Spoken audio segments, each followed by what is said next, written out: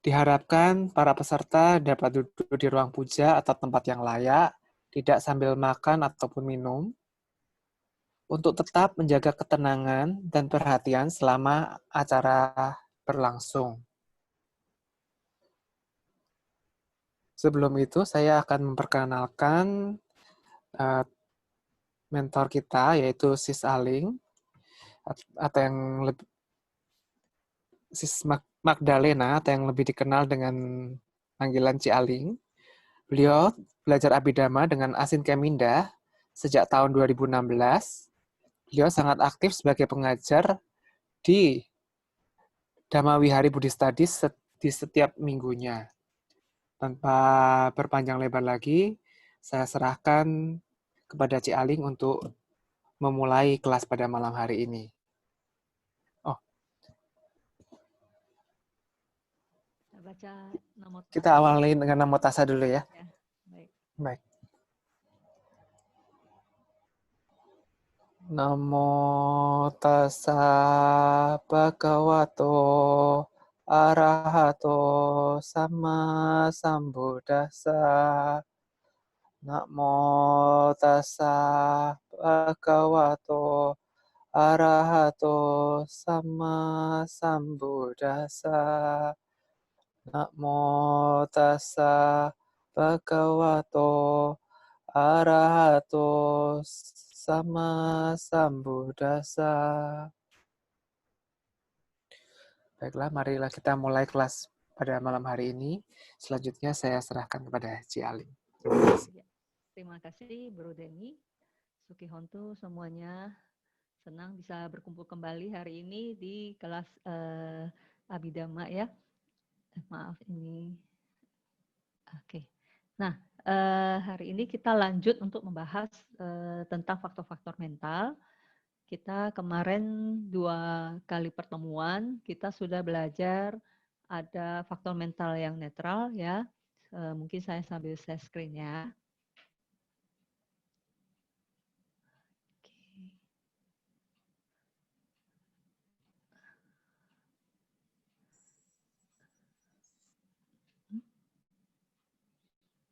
Oke.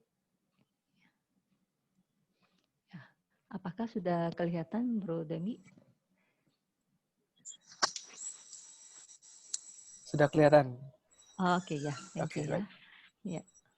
Nah, ini untuk kembali mengingatkan teman-teman sekalian bahwa di bab ini kita akan mempelajari tentang 52 cetasika atau faktor-faktor mental ya. Jadi sekarang kita sudah tahu bahwa ternyata kesadaran itu kalau muncul dia selalu ditemani oleh faktor-faktor mental, oke? Dan faktor-faktor mental yang menemani atau muncul bersama dengan kesadaran inilah yang membuat si kesadaran ini bisa menjadi 89 atau 121 variasi. Oke. Nah, dari 52 faktor-faktor mental, kita sudah belajar subkelompok yang pertama dan kedua, cepat juga ya. Yang pertama yaitu Anya Samana Cetasika, ya itu adalah masih ingat faktor mental yang netral, ya. Netral berarti tidak bisa dibilang baik atau tidak baik ya, tidak bisa kita bilang tidak baik atau indah ya. Jadi dia netral aja. Tapi nanti kalau misalnya dia muncul bersama dengan teman-teman yang ada di kelompok aku salah cetasika, nah maka dia ikut nih, ikut jadi kualitasnya menjadi tidak baik gitu ya. Jadi suatu kesadaran tersebut ya kesadaran yang tidak baik jadinya. Oke. Nah, kalau nanti dia muncul bersama dengan teman-teman yang ada di sini, faktor mental yang indah, maka dia pun menjadi indah ya karena dia hanya muncul sebagai kesadaran muncul di kesadaran yang indah gitu ya. Nah, Anya Samana Cetasika atau faktor mental yang netral itu kita kan sudah belajar ada yang faktor mental yang universal. Sabha Cita Sadarana. Ini yang nggak pilih-pilih ya. Pokoknya di setiap kemunculan kesadaran, 7 ini pasti ikut. Oke, dan saya harap teman-teman masih sudah menghafal ya namanya, setidak-tidaknya hafal dulu namanya ya. rasa, wedana, sanya, cetana, ekagata, jiwitindriya, manasikara ya. Nah, mendingan sih mungkin menghafal nama palingnya ya, supaya nanti kalau ketemu baca buku bahasa Inggris atau mungkin ada yang bisa baca bahasa Mandarin mungkin ya, nanti sudah tahu oh ya pasa ini maksudnya adalah yang masuk ke faktor mental yang universal gitu, oke? Nah, kemudian yang sesekali ini maksudnya adalah atau pakinaka, dia kadang muncul mengikuti kemunculan satu cita, tapi tidak muncul di semua cita, ya. Jadi dia hanya muncul di beberapa cita tertentu gitu. Nah, ini nanti lengkapnya di cita yang mana akan kita pelajari pas metode asosiasi ya dan yang kombinasi gitu, oke? Nah, sesekali ini apa aja masih ingat kah? Ada 6. Ada Witaka, Wicara, Adimoka, Wirya, Piti, dan Canda. Ya, nah ini juga tapi sifatnya adalah netral ya, walaupun dia tidak muncul di semua kesadaran. Oke. Nah, minggu yang lalu kita sudah belajar ini nih. Kusala cetasika ya. Faktor-faktor mental inilah yang membuat kesadaran tersebut menjadi tidak baik. Oke.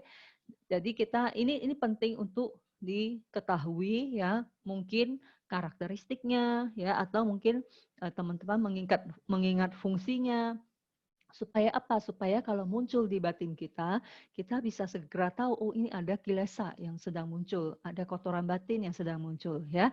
Jadi kalau bisa yang ini dikuasailah at least mungkin karakteristik atau fungsinya ya ataupun mungkin manifestasinya ya. Terserah teman-teman enaknya apa ingatnya gitu. Nah, untuk akusala cetasika 14 itu kita bagi jadi 4 kelompok. Yang pertama adalah moha catuka, ya masih ingat 4 yang dipimpin oleh moha, yaitu moha, ahirika, anotapa, dan udaca. Ya, nah 4 ini, kuartet delusi ini atau moha catuka ini disebut juga sebagai Saba Akusala Sadarana. Ya, masih ingat? Jadi dia muncul di setiap kemunculan kesadaran yang tidak baik. Jadi semua kesadaran yang tidak baik, 4 ini pasti sudah ada. Ya, moha, ahirika, anotapa, dan udaca. Oke. Kemudian yang kelompok yang kedua, subkelompok yang kedua adalah lobatri atau trio keserakahan. Ya, nah di sini ada loba, riti, dan mana. Ya, kemudian subkelompok yang lain kuartet kebencian, ya dosa catuka. Nah ini adalah faktor-faktor mental yang kalau muncul hanya muncul di kesadaran yang berakar pada kebencian atau dosa mula cita. Oke, ada dosa, isa, macaria, dan kukuca. Ya. Nah, 3 yang terakhir yang kita tidak bisa kelompokkan ke 3 ini, yaitu ada tina, mida, dan wicikica. Oke, nah hari ini kita akan belajar yang indah. Ya, yang tidak indah sudah lewat ya. Jadi ini adalah yang indah. Sobana itu indah, jadi ini adalah faktor mental yang indah. Nah, faktor-faktor inilah yang ibaratnya kalau jus itu yang bikin jusnya jadi manis gitu ya. Kan kita ibaratkan kesadaran sebagai air kan ya, masih ingat teman-teman? Ya, kemudian kalau cetasika itu mungkin sebagai jus atau mungkin sebagai sirup gitu ya. Nah, ini yang bikin jadi manis gitu ya, yang jadi baik gitu kesadarannya. Oke, jadi indah ya. Oke. Nah, Sobana Cetasika sendiri ada 25 ya. Kita dibagi juga menjadi 4 subkelompok. Kelompok yang pertama ini adalah faktor mental indah yang universal. Nih, ketemu lagi kita dengan kata universal ya. Ya, universal yang di sini apa bedanya? Kalau yang di sini ini muncul di setiap kemunculan cita ya. Mau citanya adalah akusala cita, wipaka cita, kiriya cita atau kusala cita, ini pasti dia ada 7 ini. Oke. Nah, tapi kalau yang ini yang faktor mental indah yang universal atau sobana sadarana, dia adalah hanya muncul di setiap kemunculan kesadaran yang indah. Ya, teman-teman masih ingat ada berapa kesadaran yang indah? dari 89 kesadaran, ya, variasi kesadaran, ada 30 yang tidak indah. Masih ingat 30-nya adalah 12 akusala cita dan 18 ahetuka cita. Ya, itu yang dianggap 30 kesadaran yang tidak indah, ya. Sisanya berarti berapa? 59, ya, atau 91 itu adalah kesadaran yang indah. Oke. Nah, kesadaran yang indah berarti mulai dari mana? Kamawacara sobana cita. Masih ingat yang maha kusala cita, maha wipaka, maha kiriya, ya. Kemudian juga apa? Rupa wacara cita, ya. Kemudian arupa wacara cita dan termasuk lokutara cita, maga dan pala cita, ya. Nah, setiap kemunculan dari kesadaran yang indah itu 19 ini pasti ikut. Makanya disebut sebagai faktor mental indah yang universal. Oke, sobana sadarana. Itu ada 19 cetasika. Ya, jadi setiap kesadaran misalnya somanasa sahagata, nyana sampayuta, asangkarika muncul, 19 ini pasti ada gitu. Oke. Nah, kemudian kelompok yang kedua adalah 3 wirati atau 3 penahanan diri, ya. Kemudian ada 2 apamanya, ini nanti kita akan pelajari apa saja. Dan yang terakhir adalah indria kebijaksanaan atau panyindria. Nah, ini hanya satu, hanya panya saja sendiri, ya. Kalau ini ada 2, ini ada 3, ini 19. Oke, jadi 19, 3, 2, 1 gitu. Oke. Nah, kita lanjut. Sobana cetasika, tadi kita sudah bahas, ada 25 faktor mental, dibagi jadi 4 subkelompok, ya. Ada 19, 3, 2, 1. Oke, nah sekarang kita mulai ke syairnya. Di Abhidhamma Taksanggaha, ini syair yang ke-6 dari bab 2, disebut berbunyi sebagai demikian, keyakinan, perhatian penuh, rasa malu, takut berbuat jahat, tanpa keserakahan, tanpa kebencian, keseimbangan batin, ketentraman tubuh, ketentraman kesadaran, peringanan tubuh, peringanan kesadaran, kelenturan tubuh, kelenturan kesadaran, kecekatan tubuh, kecekatan kesadaran, kecakapan tubuh, kecakapan kesadaran, kejujuran tubuh, kejujuran kesadaran. 19 faktor-faktor mental ini dinamakan indah universal, ya. Jadi ini semua adalah 19 sobana sadarana. Oke. Saya yakin teman-teman pasti akan bingung ini apa, peringanan, kelenturan, ya, kemudian ada kecekatan. Oke, kita lihat ya. Jadi, nah ternyata kalau nama palingnya malah lebih pendek-pendek nih, lebih gampang nih buat dihafal.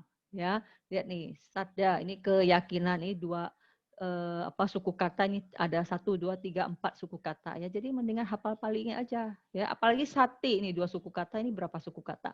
Oke, jadi kita hafal palingnya ya. Nah, jadi ini tadi kan 19 ya. 19 itu apa aja? Sadda, sati, hiri, otapa, aloba, adosa, tatrat, majat, tata. Oke. Nah, ini 7 kan ya. Berarti ada lagi nih 12. 12-nya nih. Oke. Nah, mungkin teman-teman lihat, aduh banyak banget. Ini lihat deh. Ini sebenarnya pasangan nih. Jadi sebenarnya tinggal hafalin ininya aja. Oh, yang pertama adalah pasadi, ya.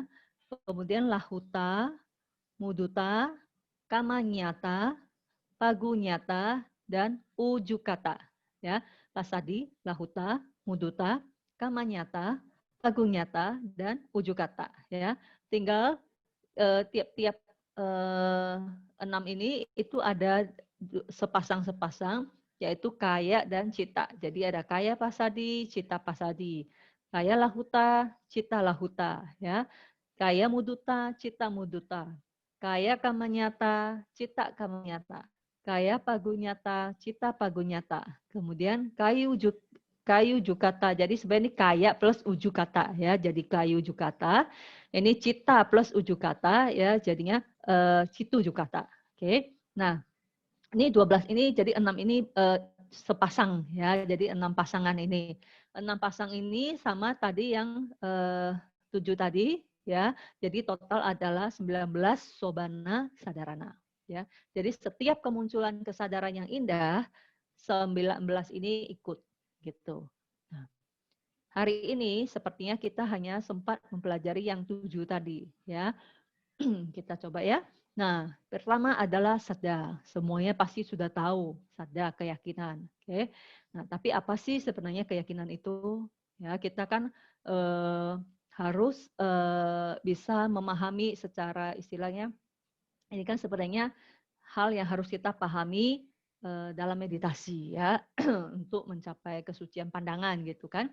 Nah, 4 batasan ini yang sebagai definisinya kan. Nah, karakteristiknya yaitu meyakini atau mempercayai. Oke. Kemudian fungsinya adalah untuk memurnikan ya, nanti contohnya bisa di belakang, atau membangkitkan kepercayaan diri dan untuk melompat. Oke. Manifestasinya itu adalah bebas dari kotoran, di sini maksudnya kotoran batin ya, atau bisa berupa keputusan. Sebab terdekat, objek yang pantas untuk memunculkan keyakinan atau faktor-faktor sotapati. Oke.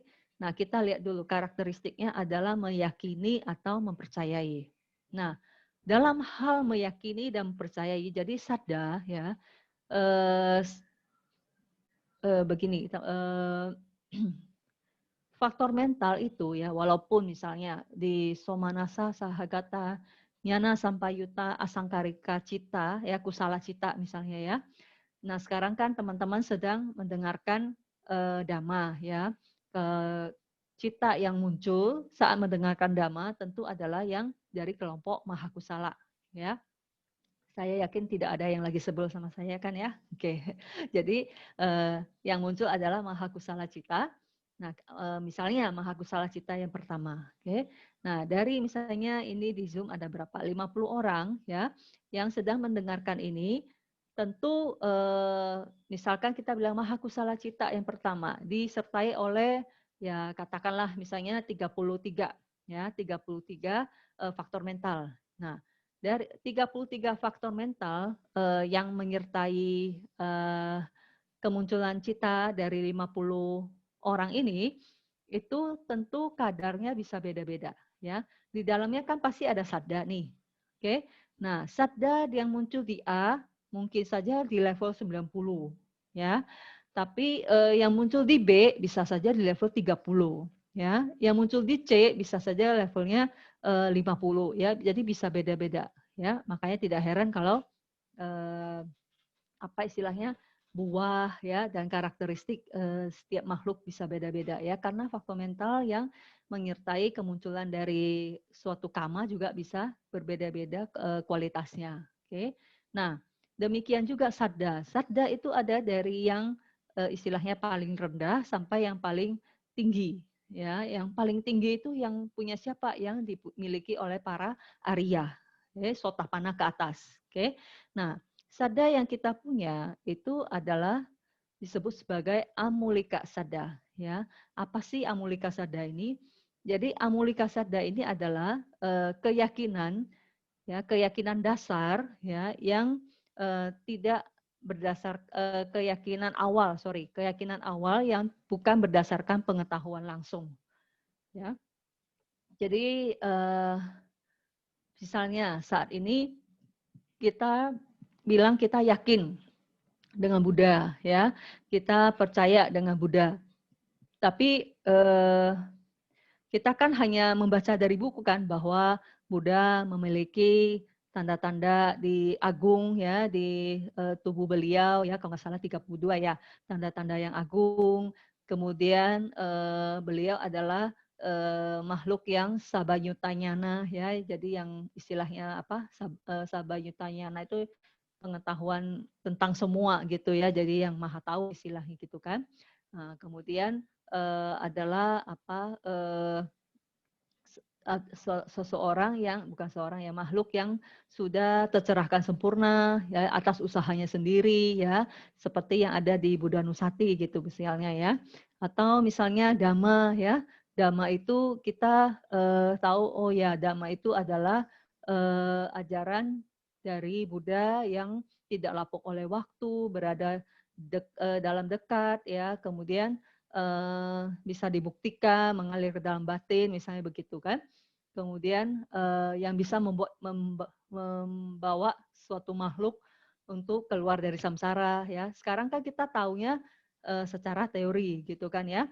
Nah, kemudian sangga, ya, kemuliaan dari sangga, apa istilahnya, keutamaan gitu, kualitas-kualitas tangga misalnya adalah yang berlatih dengan cara yang benar, ya, dengan integritas, ladang kebajikan yang tiada tara. Nah, itu semua kita tahu karena kita yakin dengan apa yang kita pelajari, ya. Tapi kan kita belum benar-benar melihat, ya. Seperti misalnya kita sekarang belajar ada 5 agregat, ya. Nah, 5 agregat itu terdiri dari rupa kanda, ya, rupa sendiri ada 28, kemudian ada wedana kanda, sanya kanda yang merupakan cetasika, kemudian ada sangkara kanda yang merupakan 50 cetasika sisanya, oke. Kemudian ada winyana kanda itu yang ada 89 sampai 121 variasi. Nah, itu semua kan kita hanya mengetahuinya secara teori, ya.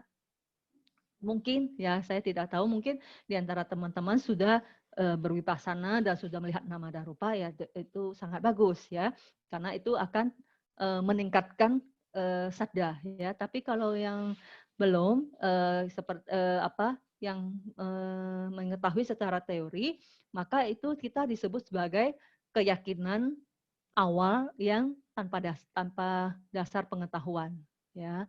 Kalau yang udah ada pengetahuan berarti yang sudah benar-benar melihat, oh ya benar, sebenarnya nggak ada makhluk, adanya hanya nama rupa yang muncul lenyap, tidak ada atta gitu, ya. Nah, kemudian mungkin dia sudah bisa melihat ke kelahiran-kelahiran yang sebelumnya, bisa ingat dengan masa di mana bertemu dengan Buddha, ya. Buddha ya benar ternyata mempunyai tanda-tanda mayor dan minor di tubuh beliau gitu misalnya, ya. Nah, itu adalah mereka yang sudah mempunyai pengetahuan yang langsung, ya. Nah, keyakinan mereka tentu kualitasnya itu sudah lebih tinggi, ya, yang kita sebut sebagai keyakinan yang kokoh, ya. Keyakinan yang kokoh dan sempurna atau awecak pasada, ya. Awecak pasada ini hanya dimiliki oleh para Arya, mulai dari Sotapanna. Maka seorang Sotapanna itu sudah tidak ada lagi keraguan, tidak ada lagi keraguan terhadap Tiratana, Buddha, Dhamma, dan Sangha. Tidak ada keraguan lagi bahwa oh ternyata latihan sila, ya, kemudian samadhi, panya itu adalah memang jalan untuk keluar dari samsara, ya. Kemudian tidak ragu lagi bahwa ada agregat masa lalu, ya, agregat masa depan, ya, tidak ragu lagi terhadap patisa samupada atau dependensi kemunculan, ya, karena keyakinan mereka sudah kokoh, sudah melihat secara langsung, gitu. Oke, nah itu yang kita mau tuju kan. Tapi sekarang kita punya amulika sada yang nggak apa-apa, itu sebagai langkah awal dulu, ya, langkah awal. Tapi kita nggak boleh stop di sini, kita harus berupaya supaya sadda kita itu juga bisa makin meningkat, makin meningkat. Bagaimana caranya? Terus berlatih, ya, sesuai dengan ajaran dari Dhamma, sesuai dengan Dhamma, ya, sesuai dengan ajaran dari guru-guru, ya. Guru-guru pun harus guru-guru yang mengajarkan sesuai dengan Tipitaka, ya. Nah, kemudian pelan-pelan untuk agar bisa mencapai pencerahan sehingga mempunyai keyakinan yang kokoh dan sempurna, yaitu awecca pasada, ya. Nah, untuk amulika sada atau keyakinan yang tanpa dasar pengetahuan itu kita harus sangat hati-hati, ya. Karena kalau misalnya ini kebablasan, ya, ini kebablasan bisa jadi keyakinan yang buta. Oke. Pokoknya ini yang benar, ya. Yang saya yakini ini yang benar, yang lain pasti salah. Nah, itu ini idang mewasaca moga anyang, ya. Ini adalah, ingat sudah pernah saya jelaskan kan, ini adalah pandangan salah, hati-hati. Hanya ini yang benar, hanya inilah satu ini hanya inilah kebenaran, ini yang benar ya. Yang lain adalah tidak, anyam tuh yang lain. Yang lain adalah tidak bermanfaat ya. Nah, menganggap apa yang kita yakini adalah benar padahal belum melihat secara langsung ya. Nah, itu menurut Buddha adalah pandangan salah. Tidak boleh karena belum melihat secara langsung. Oke. Jadi kalau amulika sada ini kita tidak hati-hati, kita bisa menjadi seorang yang fanatik, ya. Nah, orang-orang yang fanatik kan serem ya, bisa melakukan apa saja untuk pegang teguh terhadap keyakinannya, ya, bahkan menyakiti makhluk lain. Oke. Nah, kalau di buku di kitab komentar dijelaskan seperti seorang murid yang percaya bahwa ada permata di genggaman tangan gurunya, padahal dia tidak pernah melihat permata tersebut. Tapi dia yakin di tangan gurunya itu ada permata. Ya, itu adalah keyakinan yang buta. Ya, kita harus hati-hati, jangan sampai keyakinan awal ya yang memang penting supaya kita mau berlatih ya untuk lebih tinggi itu menjadi suatu keyakinan buta yang akhirnya malah akan merugikan kita ya, merugikan latihan kita. Oke. Nah, itu tentang tadi ya karakteristik dari keyakinan ya. Jadi sabda ini yang membuat seseorang yakin pada Buddha, Dhamma, Sangha, latihan ya. Dan saat sabda ini muncul, oke, hati ini ya fungsinya kan ini memurnikan ya, memurnikan batin dari kotoran batin ya. Jadi kalau sabda yang benar ya itu kalau misalnya Anda kan sabda ini hanya muncul di kesadaran yang indah ya. Jadi saat dia muncul pasti batin kita rasanya damai ya karena di saat itu tidak ada kilesa, tidak ada kotoran batin. Di setiap momen hanya ada satu kemunculan cita. Jadi kalau yang muncul adalah cita yang indah ya, kesadaran yang indah yang baik ya, maka kesadaran yang tidak baik tidak muncul. Oke, maka kalau misalnya sabda muncul, maka hati kita jadi damai, ya. Fungsinya itu seperti untuk memurnikan batin, seperti batu permata untuk memurnikan air, ya. Jadi di kitab komentar diberikan perumpamaan seperti seorang raja Cakawati, ya. Jadi zaman dulu itu ada raja Cakawati yang sangat berkuasa, ya, raja universal gitu kan. Nah, yang mempunyai sebuah batu manikam. Manikam itu maksudnya permata ya. Sorry. Nah, jadi ceritanya raja dan pengawal-pengawalnya itu pergi dengan kuda ya, jadi dengan menggunakan kuda menyeberangi sebuah sungai sampai akhirnya ke seberang. Nah, di seberang mereka berhenti, kemudian raja memanggil pengawalnya untuk mengambilkan minuman ya. Jadi zaman dulu kan minum langsung dari air sungai gitu. Nah, sungai yang tadinya masih habis dilewati oleh kuda kan pasti kotor kan airnya kan banyak lumpur-lumpurnya.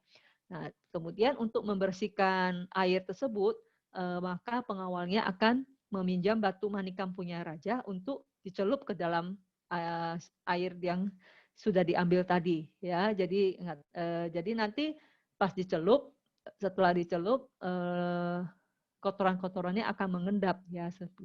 Kemudian bagian atas, bagian air yang bersih akan dipersembahkan kepada raja. Ya, jadi demikian juga saat sada muncul. Saat sada muncul itu kotoran batin kita tidak muncul ya. Jadi makanya batin kita pun menjadi murni, bersih dari kotoran ya. Saat muncul ya, saat tidak muncul nggak tanggung ya, nggak jamin istilahnya. Oke. Nah, kemudian fungsinya tadi ada juga selain memurnikan adalah melompat. Maksudnya apa ini melompat? Melompat itu artinya bisa melakukan hal yang sulit ya. Jadi kalau di buku itu diberikan perumpamaan seperti orang-orang yang sedang berdiri di pinggir suatu sungai ya. Mereka kemudian rame nih ceritanya banyak orang yang di pinggir sungai ya. Kemudian ada satu istilahnya apa ya mungkin kesatria atau apa gitu ya. Nah dia datang kemudian menanyakan mengapa kalian berdiri di sini gitu kan. Kemudian ada yang menjawab iya kami mau menyeberang tapi takut karena ada buaya di sungai tersebut ya banyak buaya gitu takut dimakan apa buaya. Nah terus kata pendekar tersebut ya oh jangan takut kalian ikut saya saja gitu ya. Jadi dia menghunuskan pedangnya, ya, kemudian mengusir buaya-buayanya sehingga mereka semua jadi ikut melompat ke sungai dan menyeberang sampai ke seberang gitu ya, istilahnya melompat.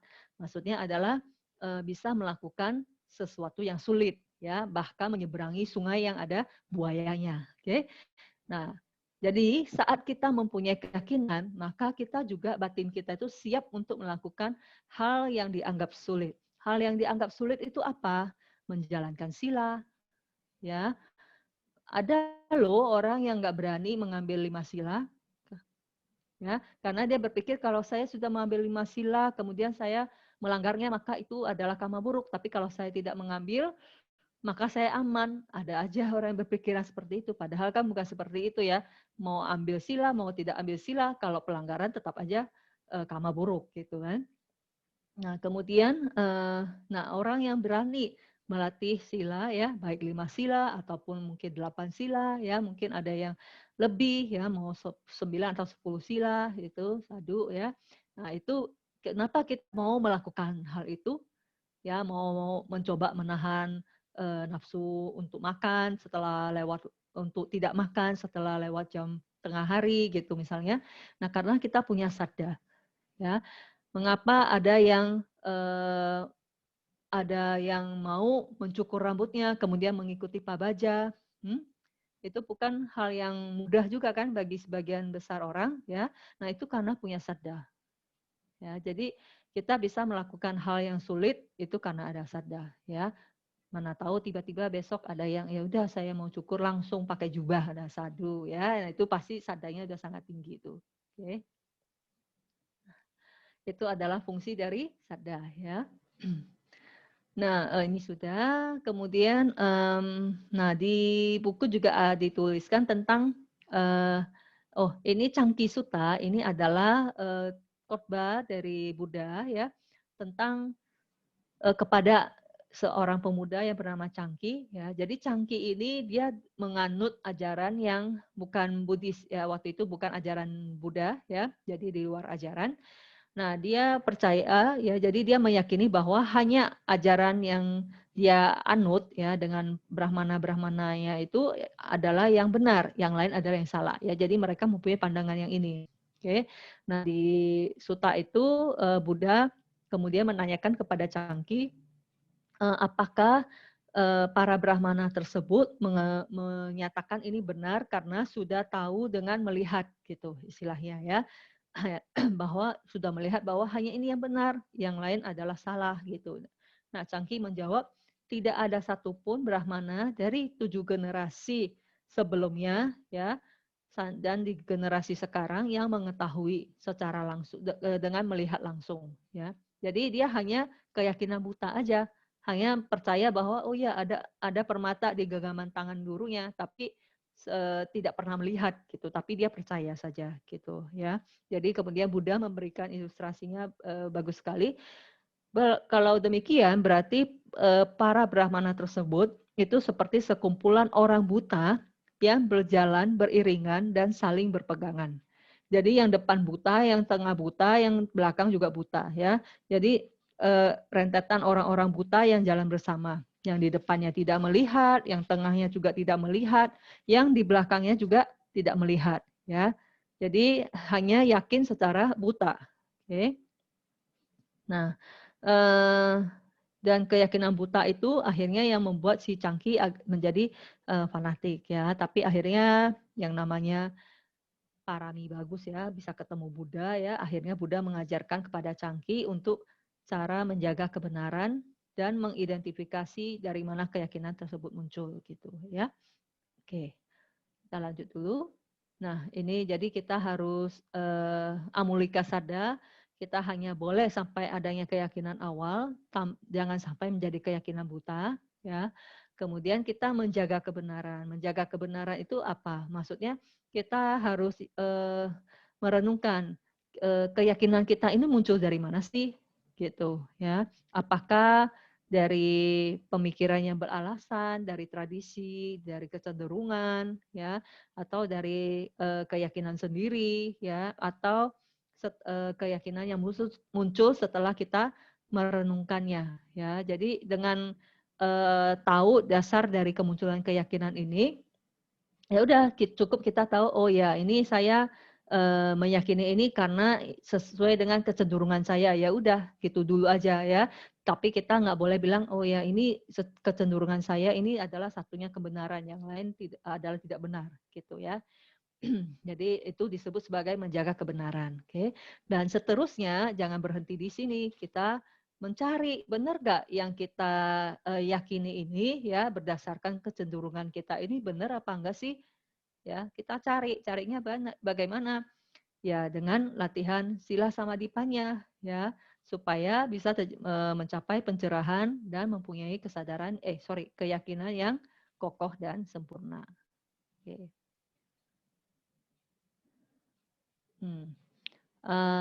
Oke, maksudnya adalah kalau latihan kita perlu guru ya.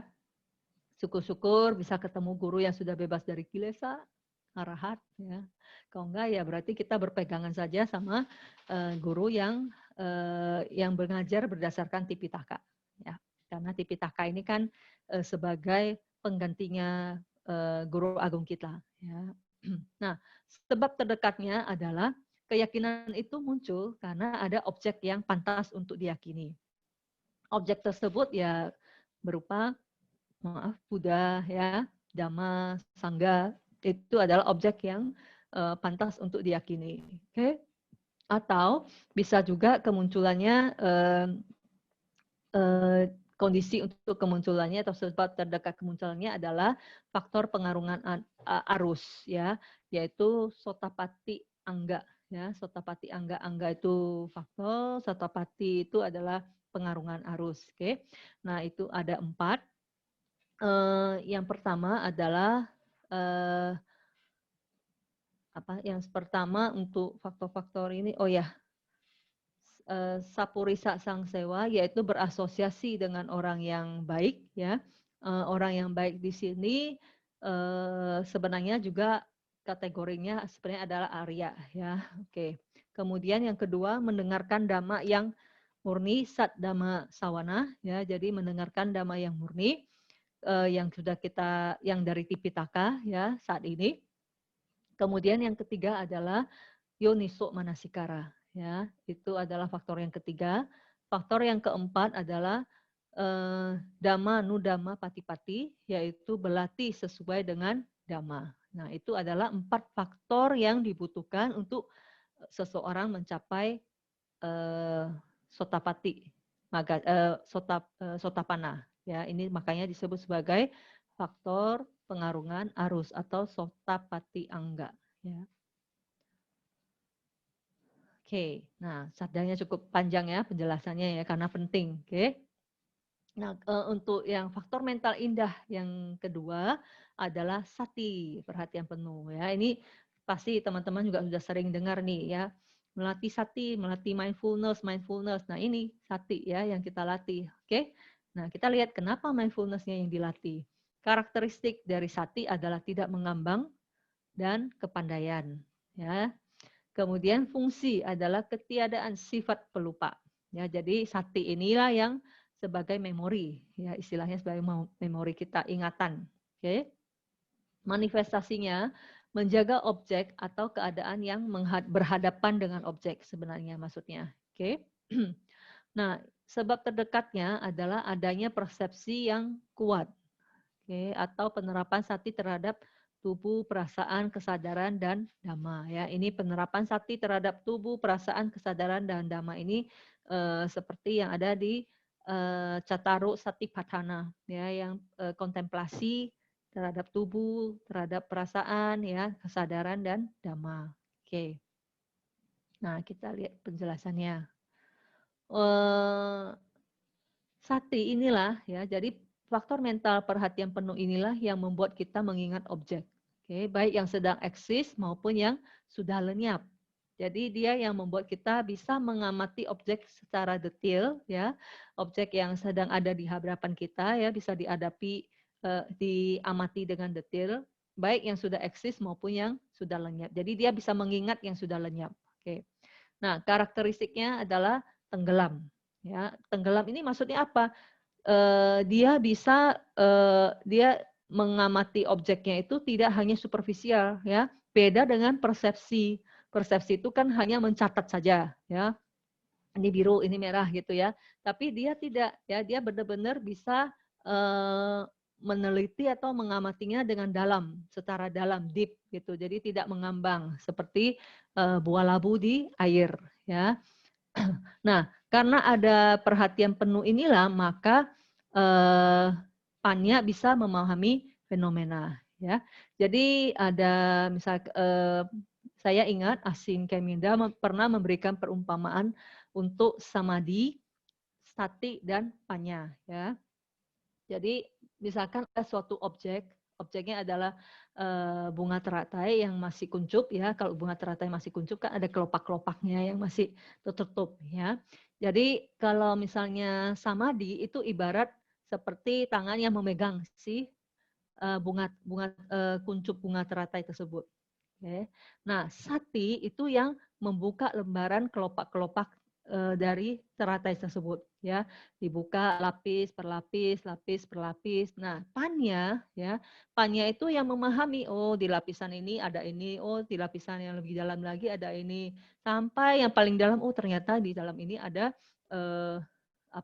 fenomenanya yang, oh ternyata di dalamnya ada ini gitu ya. Jadi samadhi itu yang memegang supaya kita fokuskan ya, objeknya nggak lari-lari. Kemudian sati itu dia punya kemampuan untuk menembus, mengamati secara dalam ya, bukan menembus ya. Kalau menembus itu panya, mengamati secara dalam. Jadi dia buka layer by layer ya, supaya si panyanya bisa lihat, oh layer A ada ini, kemudian layer B ada ini, layer C sampai ini sampai ke paling dalam, sehingga panya sudah tahu semuanya gitu. Ya, jadi itu adalah ilustrasi yang menurut saya sangat bagus untuk kita bisa membedakan antara samadhi, sati dan panya ya. Jadi tiganya hal ini yang akan membuat seseorang mendapatkan pengetahuan. Gitu. Oke. Nah,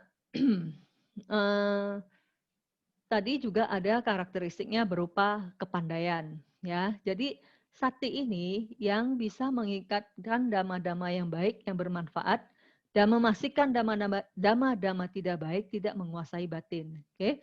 Jadi ibaratnya seperti kalau di buku dicontohkan ya, seperti seorang pemimpin perusahaan yang mempunyai sekretaris ya, sekretarisnya akan selalu mengingatkan ke pemimpin ke CEO-nya misalnya gitu ya, Pak jam sekian-sekian Bapak ada pertemuan bisnis dengan si A ya, jam sekian-sekian ada rapat dengan si B dan sebagainya ya. Jadi dia mengingatkan ke pemimpinnya ya, supaya pemimpinnya tidak lupa. Oke. Nah, pemimpinnya itu ibarat seperti cita, kesadaran. Sati ini yang selalu mengingatkan kepada cita untuk cita, ayo kita mengamati nafas gitu ya. Nanti kalau misalnya satinya lagi ada, cita akan mengamati nafas ya, nggak lupa dia terhadap nafas. Tapi begitu satinya pergi, maka citanya juga mengembara lagi kemana-mana melalang buana gitu ya. Jadi adanya sati ini yang bisa membawa kita kembali ke nafas kalau misalnya saat bermeditasi gitu. Oke. Nah, sati ini juga dia berbeda dengan persepsi ya. Kita lihat kepandaiannya seperti apa. Ini penjaga, ada contoh di buku ya, seperti seorang penjaga rumah.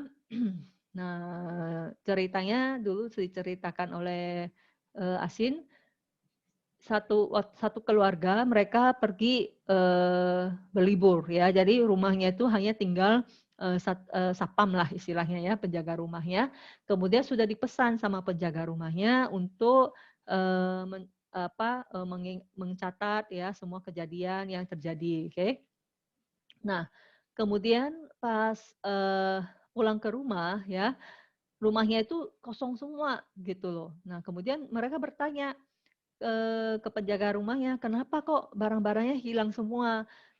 Kamu tidak menjaga dengan benar," kata penjaganya. saya menjaga dengan benar. Saya tahu yang mengambil sofa ini orang yang pakai baju putih, ya, perawakannya tinggi. Yang ngambil TV ini adalah orang yang berbaju biru, ya, pria atau wanita gitu. Nah, jadi dia hanya mencatat gitu. Tapi dia tidak menjaga rumah itu dengan benar, ya. Tapi kalau Sati tidak, ya. Sati itu justru dia menjaga supaya maling-maling tersebut tidak masuk. Oke, ibaratnya Sati ini kalau misalnya rumah kita itu adalah batin, jadi si Sati ini menjaga supaya batin kita tidak diserbu oleh kotoran batin. Ya, kotoran batin yang masuk dari 6 pintu, pintu mata, pintu telinga, pintu hidung, pintu lidah, ya, pintu tubuh dan pintu mental, ya, pintu batin sendiri, ya. Jadi dia yang menjaga supaya kotoran batin kita, batin kita tidak diserbu oleh kotoran batin. Jadi dia pintar, ya, jadi pandai. Dia tahu ini mana yang baik, mana yang tidak baik. Itu adalah kepandaian dari Sati, gitu ya. Jadi bukan seperti tadi penjaga rumah yang cuma mencatat, ya. Kalau yang mencatat kan cuma seperti persepsi gitu ya. Tapi kalau Sati ini dia justru ini tidak baik. Jadi dia menjaga supaya tidak muncul, ya.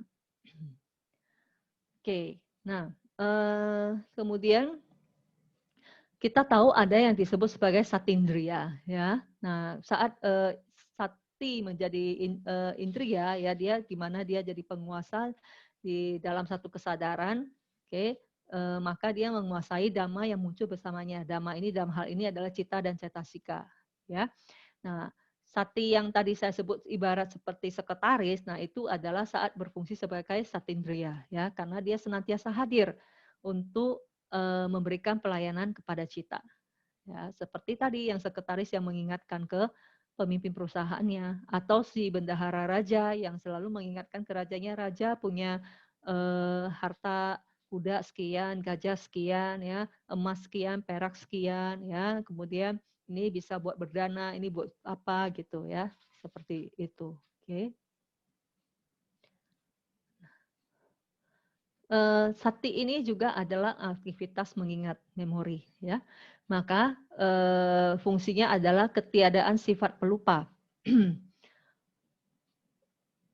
Contohnya misalnya untuk latihan meditasi tadi yang tidak lupakan, ya, tadi sudah saya jelaskan contohnya saat kita meditasi, kita kalau satinya hadir maka kita tidak lupa dengan objek, ya.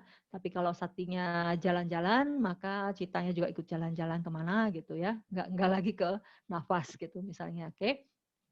Nah, kemudian sebagai aktivitas mengingat, ya, makanya kalau misalnya para yogi yang satinya sudah bagus, ya, yang levelnya sudah 80 atau 70, itu bisa mengingat kelahiran yang lalu, ya kan? Bisa melihat kelahiran yang lalu, ya, karena ada sati ini yang mengingatnya. Oke.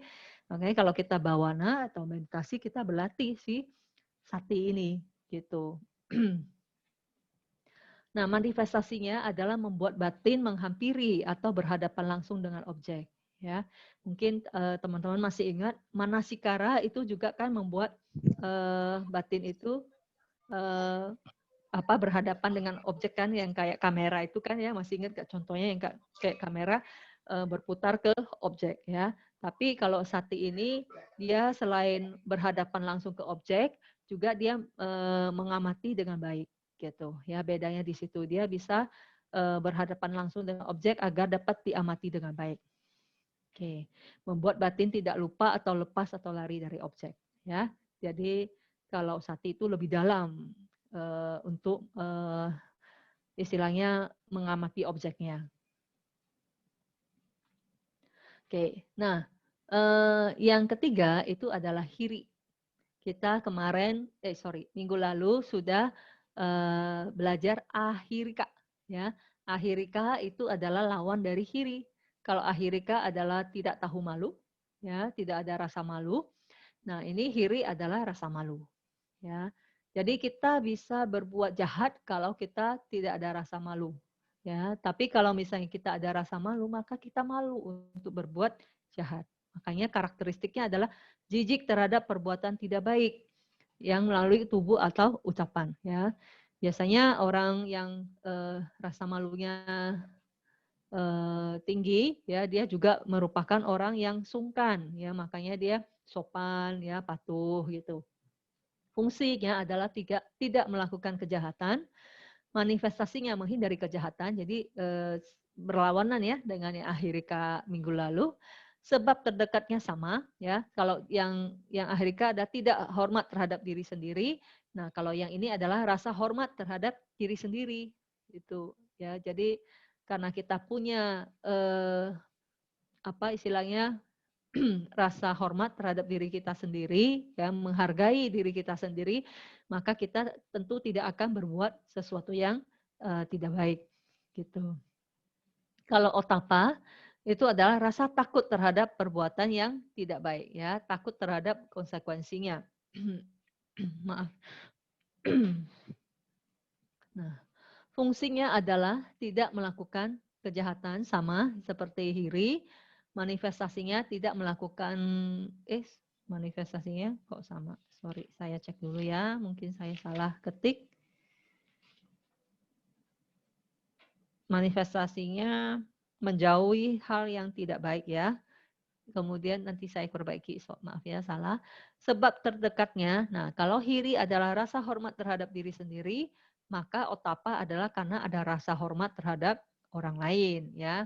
Ada rasa tidak mau menyakiti orang lain atau melukai orang lain gitu ya. Oke, jadi hiri itu adalah rasa sungkan untuk berbuat hal yang tidak baik, baik melalui tubuh atau ucapan ya.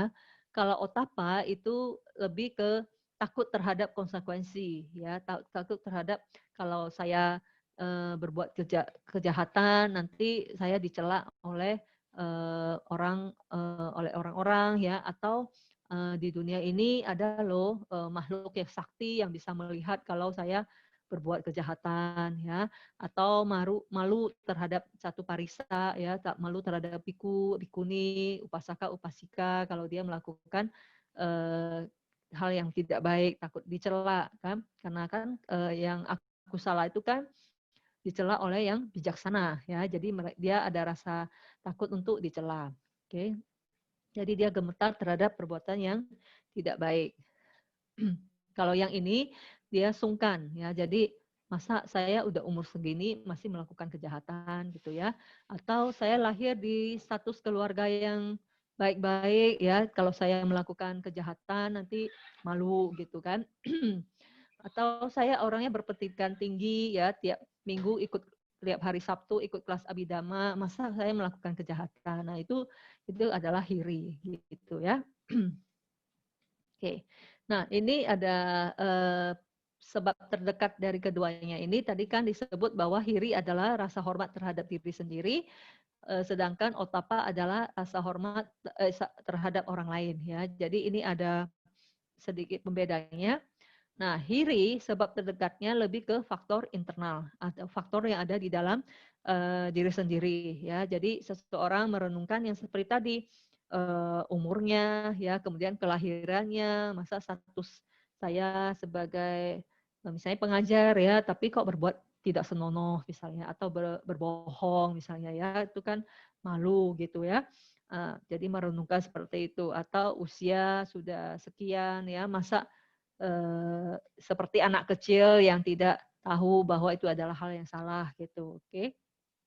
Nah, kemudian faktor internal itu juga bisa karena adanya kekuatan atau keberanian ya, tadi selain kelahiran, usia, kekuatan atau keberanian adalah orang yang istilahnya kuat gitu ya. Orang yang kuat bukan buat secara fisik ya, tapi kuat secara mental itu adalah orang yang justru bisa mengendalikan diri dari membuat sesuatu yang tidak baik, baik melalui tubuh atau ucapan ya. Jadi dia mampu untuk menahan dirinya gitu ya. Nah, paling gampang contohnya adalah orang yang kuat adalah orang yang sabar ya. Sedangkan orang yang lemah adalah orang yang suka marah-marah gitu ya. Jadi bisa bisa lebih dipahami gitu ya. Dan keempat alasan untuk rasa malu adalah berpendidikan ya. Jadi seperti tadi kita kan berpendidikan dhamma misalnya ya, atau ya pendidikan ya tinggi misalnya S1, S2 gitu misalnya, masa melakukan hal-hal seperti itu gitu yang secara moral tidak baik misalnya gitu ya. Itu adalah faktor internal. Nah, sedangkan faktor eksternal untuk otapa itu tadi seperti yang saya sebutkan ya. Jadi orang tersebut itu takut melakukan perbuatan jahat karena takut dicela oleh orang-orang yang bijaksana ya. Kemudian seperti yang ada di buku dicontohkan ya, seorang biku dia merenungkan bahwa orang-orang bijaksana akan mencela kamu, demikian pula penduduk kota. Ketidakmurnian dihindari oleh orang yang bermoral. Lalu bagaimana mungkin seorang biku akan melakukannya? Ya, jadi dia melakukan perenungan ya bahwa kalau kita melakukan suatu perbuatan yang tidak baik, maka orang bijaksana akan mencela, penduduk kota juga akan mencela ya. Jadi orang-orang yang bermoral adalah orang yang menghindari ketidakmurnian sehingga dia tidak melakukan kejahatan ya. Jadi yang mempengaruhi lebih dari faktor eksternal. Oke. Hiri bersumber pada penghormatan terhadap diri sendiri ya. Jadi sudah jelas ya, karena dia menghormati diri sendiri maka dia malu untuk melakukan kejahatan. Sedangkan otapa itu dipengaruhi oleh dunia ya, dipengaruhi oleh dunia itu maksudnya dia takut bahwa yaitu tadi ada orang yang mempunyai kesaktian yang bisa melihat ya, membaca isi hati orang gitu. Kemudian dia nggak jadi deh melakukan perbuatan jahat gitu ya, atau karena mungkin mikir ada lebih takut kepada konsekuensinya ya, dicela oleh dewa-dewa misalnya, atau mungkin dia juga takut kalau melakukan kejahatan nanti karma buruk berbuah berupa penderitaan atau kelahiran di apaya gitu ya. Jadi dia membuat dunia sebagai pemimpin atau pengendali untuk tidak melakukan kejahatan. Kalau ini membuat diri sendiri sebagai pemimpin atau pengendali ya untuk tidak melakukan kejahatan gitu ya. Nah, hiri berpijak pada karakteristik alamiah dari rasa sungkan ya. Jadi dia juga sungkan untuk berbuat jahat. Biasanya orang yang hirinya bagus, maka dia juga ada orang yang sopan, ya pribadinya lembut, tidak kasar gitu ya. Tentu bukan orang yang suka marah-marah, karena marah-marah itu kan adalah perbuatan yang tidak baik. Sedangkan otapa berpijak pada karakteristik alamiah dari rasa takut. Tapi harap diingat bahwa rasa takut yang di otapa itu bukan rasa takut yang kalau misalnya kita apa ya, takut itu misalnya takut kena penyakit misalnya ya. Jadi kalau rasa takut seperti itu kan adalah dosa mula cita yang membuat batin tidak tenang ya. Tapi ini lebih ke istilahnya apa? Lebih gimana ya ngomongnya ya supaya gampang ya. Lebih ke tidak mau melakukan karena sudah paham dengan konsekuensinya gitulah ya. Nah, diibaratkan juga di buku ya, itu di kitab komentar sebenarnya ya. Jadi ada dua bola ya, ada dua bola logam ya. Yang satu dilumuri dengan kotoran ya, maaf ya memang seperti itu di contohnya. Kemudian yang satu itu bolanya itu dibakar ya sehingga panas membara. Nah, yang ada satu orang tentu dia tidak mau menyentuh dua-duanya ya. Dia tidak mau menyentuh yang bola yang dilumuri oleh kotoran karena dia merasa jijik. Nah, itu adalah hiri. Ya, karena jijik terhadap sesuatu yang kotor ini. Oke. Nah, kalau otapa, orang tersebut tentu tidak mau memegang bola yang ada bara apinya karena dia tahu kalau dia memegang ini maka dia akan menderita ya. Dia akan terbakar. Oke. Nah, dengan demikian maka dia tidak mau memegang bola yang ada bara apinya tersebut. Nah, rasa takutnya itu adalah seperti itu, ya. Karena takut konsekuensinya maka tidak mau melakukannya. Ya, jadi bukan rasa takut yang membuat batin menjadi tidak tenang ya, karena ini adalah otapa yang muncul di kesadaran yang indah, yang di mana kesadaran yang indah itu kalau muncul ya batin kita pasti damai atau bahagia gitu ya. Nggak mungkin disertai oleh domanasa ya, karena kalau rasa takut terhadap misalnya buaya atau apa gitu ya, itu adalah domanasa dari dosa mula cita. Sudah. Nah, hiri dan otapa adalah penjaga dunia ya, karena ada rasa malu dan rasa takut berbuat jahat, maka kita kalau di buku diberikan contoh, maka seorang ibu apa? Oh, maka seseorang akan memberikan rasa hormat kepada ibu atau saudara ibu atau istri paman atau istri guru atau istri dari mereka yang dihormati ya. Kalau tidak ada hiri dan otapa, maka dunia akan penuh dengan kekacauan kelahiran seperti halnya yang terjadi di antara kambing, ayam, babi, anjing dan serigala ya. Jadi kata Buddha, dengan demikian maka dhamma yang murni ini menjaga dunia, yaitu dengan memberikan rasa hormat kepada ibu dan lain-lain ya. Istilahnya maksudnya kalau dengan ada hirida otapa maka tidak ada yang namanya ibu menikah dengan anak ya, atau misalnya dengan bapak dan sebagainya gitu ya. Maksudnya anak dengan bapak dan sebagainya. Atau dengan istri orang lain, suami orang lain gitu. Oke, selanjutnya adalah aloba ya. Jadi udah berapa? Kita sudah belajar 4 kan? Sada, sati, hiri dan otapa. Sekarang adalah aloba. Nah, aloba ini adalah lawan dari loba ya. Yang minggu lalu kita sudah belajar tentang loba, keserakahan. Kalau yang ini adalah tanpa keserakahan. Oke. Nah, tapi jangan Anda membayangkan bahwa berarti kalau misalnya suatu kesadaran yang tidak disertai oleh loba pasti ada aloba ya, tidak juga ya. Seperti moha mula cita atau dosa mula cita kan tidak ada loba ya, tapi di sana kan juga tidak ada aloba ya, karena aloba kan hanya muncul di kesadaran yang indah. Karakteristiknya adalah bebas dari keserakahan, jadi tidak tertarik terhadap objek gitu ya. Ya yang masuk ke batin lah ya gitu ya. Dalam keadaan yang tidak lekat seperti tetesan air di daun teratai. Jadi daun teratai itu dia kan ada lapisan lilinnya. Jadi kalau misalnya ada tetesan air itu tidak akan memberikan bekas pada daunnya gitu ya. Sehingga artinya adalah tidak melekat. Fungsi misalnya loba itu adalah melekat ya, seperti masih ingat nggak? Seperti kita melemparkan daging ke wajan yang tidak berminyak, oke, jadi melekat. Tapi kalau aloba itu justru tidak menggenggam. Ya, kemudian manifestasinya adalah tidak melekat.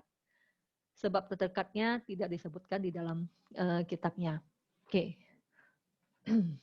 Definisi dari aloba sendiri adalah mereka yang tidak serakah atau faktor mental itu sendiri tidak serakah, ya, atau semata-mata perbuatan yang tidak serakah, ya, tidak mendambakan sesuatu. Aloba termasuk kusala hetu atau akar yang baik. Kita mengenal ada 3 akar yang tidak baik dan 3 akar yang baik, ya. Yang tidak baik kan ada loba, dosa, moha. Sedangkan yang baik ada aloba, adosa, dan amoha.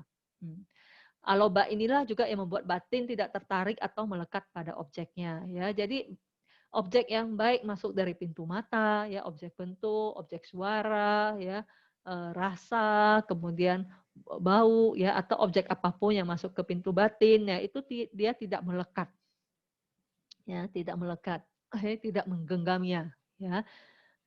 Kalau tidak melekat, tidak menggenggam, ya berarti tidak akan memunculkan nafsu gitu. Oke. Jadi suatu kualitas cakupan kualitas batin yang bagus. Adalah kualitas batin yang baik gitu ya, yang bagus gitu. Cakupannya itu sangat luas ya. Bisa dari ini maksudnya range-nya ya. Range-nya itu bisa hanya berupa dari bebas dari nafsu ragawi ya, sampai tidak terpikat lagi pada samsara ya. Jadi karena kita masih mempunyai pelekatan terhadap samsara ya, ada bawah tanha ya, jadi ada nafsu keinginan untuk eksis gitu. Nah, itu makanya masih terus menerus berputar-putar di dalam samsara. Oke. Tapi kalau misalnya seorang yang sudah mencapai pencerahan, ya, arahat dalam hal ini, maka kenapa tidak lahir lagi? Karena sudah tidak ada lagi yang namanya bawah tanha gitu ya. Ya semua jenis tanha udah nggak ada ya kan, kita kenal tanha itu ada 3 kan ya. Kamar tanha, bawah tanha, dan wibawa tanha. Nah itu udah semuanya udah ada, makanya bisa terpisah. Okay. Jadi yang sempurna gitu. Fungsinya adalah tidak menggenggam objek atau rela melepas objek apapun. Oke. Nah, di sini dicontohkan di kitab komentar seperti seorang biku yang jatuh ke kubangan yang penuh kotoran, ya. Kemudian dia cepat-cepat dia bersihkan, ya, karena dia tahu ini adalah sesuatu yang kotor, gitu ya. Ayat Aloba seperti itu saat saat dia membersihkan ya itu disebut sebagai aloba ya karena dia tidak melekat terhadap hal itu. Cara untuk mengupayakan kemunculan aloba adalah dengan berdana ya. Karena berdana ini kan berarti kita bisa melepas, letting go, tidak melekat terhadap apa yang kita miliki gitu ya. Mungkin teman-teman di sini sudah terbiasa berdana ya, tapi untuk beberapa orang itu berdana itu bukanlah hal yang nanti aja deh, nanti ini mau dana katina, nanti aja lah Waisak aja. Ntar kalau udah deket Waisak nanti aja lah katina gitu ya, misalkan gitu ya. Jadi karena dia belum melatih gitu ya, alobanya nggak kuat gitu. Kalau misalnya aloba kuat, kita ada orang yang alobanya kuat, maka dia berdananya juga ini ya, maksudnya sering berdana gitu ya. Jadi bisa melepas gitu.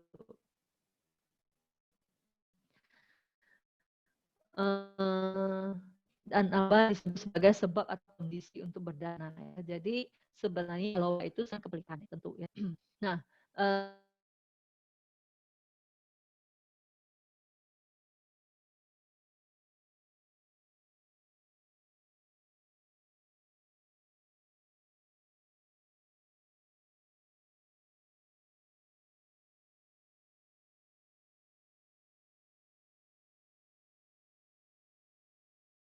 tidak paham juga kenapa disebut tidak sakit pada momen kelahiran ya. Jadi waktu kapan ya, saya sudah pernah minggu lalu kalau tidak salah ya. Jadi saat kita lahir ya, kemudian pada bukan saya maaf kelahiran kembali ya, jadi Pati Sandi ya. Jadi pada saat Pati Sandi Cita itu muncul, berarti kan awal dari munculnya suatu kehidupan ya. Kemudian setelah Pati Sandi lenyap itu akan muncul bawangga banyak dulu, muncul lenyap, baru akan muncul suatu proses kognitif di pintu batin yang dimana jawananya pasti disertai oleh loba ya, kecuali pada satu makhluk yaitu bodhisatta. Jadi saat bodhisatta lahir itu tidak ada loba di jawana beliau ya, dan saya kerasa yang ada ya dari kesadaran yang baik yang ada aloba gitu. Oke. Nah, disebut tidak sakit ya, saya tidak paham benar ya maksudnya apa ya. Mungkin yang tidak menangis sama sekali gitu ya, malah berjalan kan ya 7 langkah. Oke, terus karena ada aloba, maka seseorang tetap nyaman walau berada di lingkungan yang status sosialnya lebih tinggi ya. Jadi orangnya ya karena tidak melekat terhadap objek apapun, ya kalau mau orang yang pamer tas kayak pamer jam tangan kayak pamer sepeda Brompton kayak ya dia ya cool aja gitu, oke aja gitu, nggak masalah karena tidak melekat ya. Nah dengan demikian maka ada keharmonisan di masyarakat gitu. Ya, tentu kalau ada aloba akan membuat seorang terhindar dari kelahiran di alam hantu ya, dan membawa kelahiran di alam surga. Nah, namanya juga ini muncul di kesadaran yang baik, yang indah kan ya. Jadi kalau kesadarannya di kesadaran kusala, kalau berbuah ya pasti akan membuahkan kelahiran di alam yang baik gitu. Tidak mengejar objek panca indera, dan pasti akan melakukan hal yang bermanfaat untuk perkembangan spiritual. Oke. Nah, aloba ini juga yang membuat seseorang terhindar dari latihan ekstrem yang melekati kebahagiaan indriawi ya. Jadi kita tahu ada dua latihan yang ekstrem kan. Yang satu yang melekat pada kebahagiaan indriawi, kemudian yang lain adalah yang suka yang menyiksa diri ya. Nah, ini adalah yang membuat seseorang terhindar dari praktik ekstrim yang melekati kebahagiaan yang muncul di panca indera ya, atau kama suka lika ayu anu yoga ya itu. Oke, ini boleh kita lewati. Oh ya, kalau seseorang sudah melihat bahwa segala sesuatu adalah tidak kekal, ya, segala sesuatu adalah hanya merupakan fenomena yang muncul lenyap, muncul lenyap, muncul lenyap, maka di situ akan aloba juga akan berkembang ya. Tentu kalau kita sudah tahu bahwa segala sesuatu adalah hanya muncul lenyap, pasti kita juga tidak akan melekat lagi terhadap objek tersebut. Oke, selanjutnya adalah adosa, tanpa kebencian. Nah, ini adalah lawan dari dosa, ya. Kalau dosa itu ingat gak karakteristiknya kan bengis ya, kasar gitu kan. Nah, kalau yang ini karakteristiknya ya berarti ketiadaan sifat kasar ya, tiadanya bengis ya, tiada pertentangan, tidak ada musuh gitu ya.